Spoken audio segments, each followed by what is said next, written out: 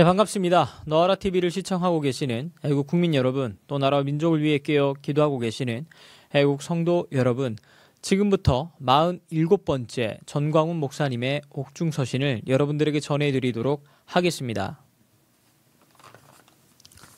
오늘도 편지지에 이렇게 편지를 보내주셨습니다. 이 안에 담긴 A4용지 3장에 적힌 내용 그대로 여러분들에게 지금 전해드리도록 하겠습니다.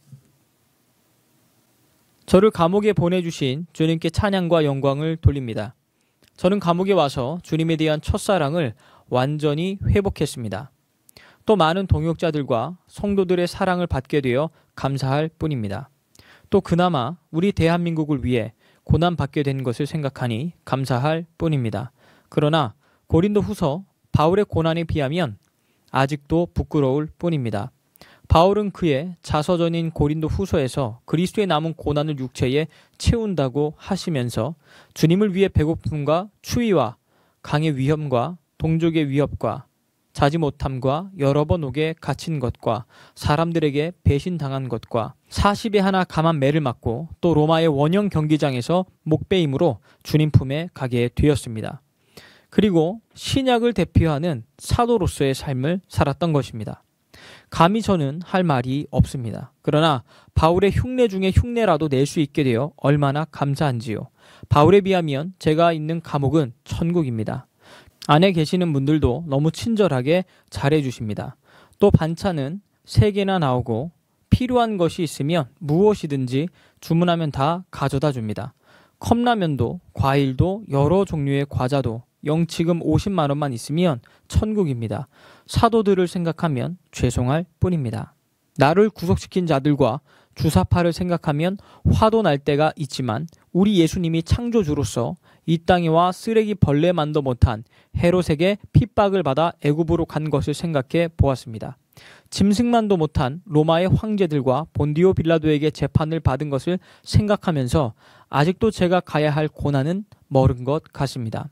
저와 같은 이런 적은 고난에도 주님은 성령을 통하여 한량없는 위로를 부어 주시니 무엇이라 감사드릴 수가 없습니다.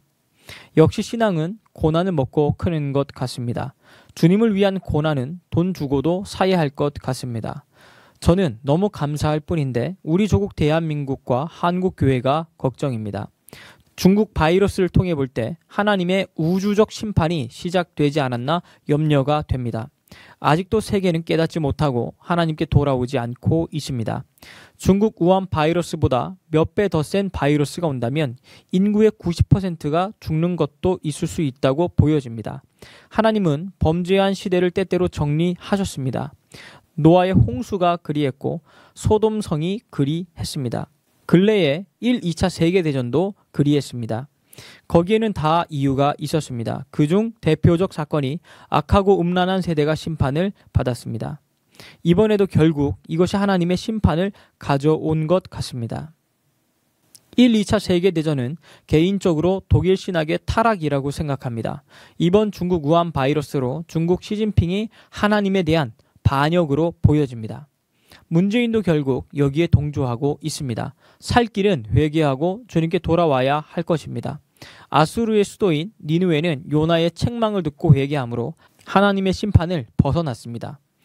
우리나라의 남북한 상황도 북한 사람의 손에 들어간 것은 1938년 평양에 있는 27회 총회에서 신사참배결의 주기철 손양원 제명한 것이 역사 신학으로 볼 때 결정적 원인이 되지 않았나 생각해 봅니다. 같은 한반도에서 남한은 자유와 경제적 축복을 받은 것이 순교하신 분들의 많은 분들이 경남 출신 목사님들이었던 것이 그 이유 중 하나라고 봅니다. 이제 우리도 성경과 역사를 교훈 삼아 하나님 앞에 회개해야 할 것입니다. 그 중에 가장 큰 회개가 윤리적 회개보다 하나님이 주신 금세기 최고의 축복인 자유 대한민국을 지키지 못한 죄를 회개해야 합니다. 우리가 누리는 자유 대한민국은 희생 없이 미국을 통하여 값없이 주어졌기 때문에 그 가치의 중요성을 너무 모르고 쉽게 주사파에게 내어주고 말았습니다. 둘째는 교회가 지역주의 정치인들에게 속은 죄를 회개해야 합니다. 주님과 복음을 따르지 않고 정치인을 따랐던 죄를 회개해야 합니다. 지역 마귀에게 속은 죄를 회개해야 합니다. 셋째는 WCC, WEA를 비롯한 잘못된 신학에 빠진 죄를 회개해야 할 것입니다. 넷째, 주님보다 복음보다 세상을 사랑한 죄를 회개해야 합니다. 다섯째, 동성애, 이슬람, 차별 금지를 받아들인 죄를 회개해야 합니다. 여섯째, 한국 교회가 지상제일주의, 번영신학에 빠진 죄를 회개해야 합니다. 목회자들이 주님과 하늘나라보다 세상의 명예, 권력, 돈에 빠진 죄를 회개해야 합니다. 일곱째, 자녀들을 가르치지 못한 죄를 회개해야 합니다. 자녀들이 전교조에게 무엇을 배우는지, 세상에서 무엇을 하는지 너무 바빠서 성경적으로 가르치지 못한 죄를 회개해야 합니다. 여덟째, 지도자들을 가르치지 못한 죄를 회개해야 합니다. 마지막으로 윤리적 죄, 로마서 1장에 나오는 모든 죄의 죄목을 따라 회개해야 합니다. 진정한 그리스도의 몸된 교회를 회복해야 합니다. 우리 민족은 시대마다 하나님의 많은 징계를 받았습니다. 36년 일제의 식민지와 6.25 그리고 끝없는 북한의 도발부터 경고를 받았습니다. 이제 모두 다 하나님 앞에 옷을 찢고 죄를 뿌리며 회개해야 할 것입니다.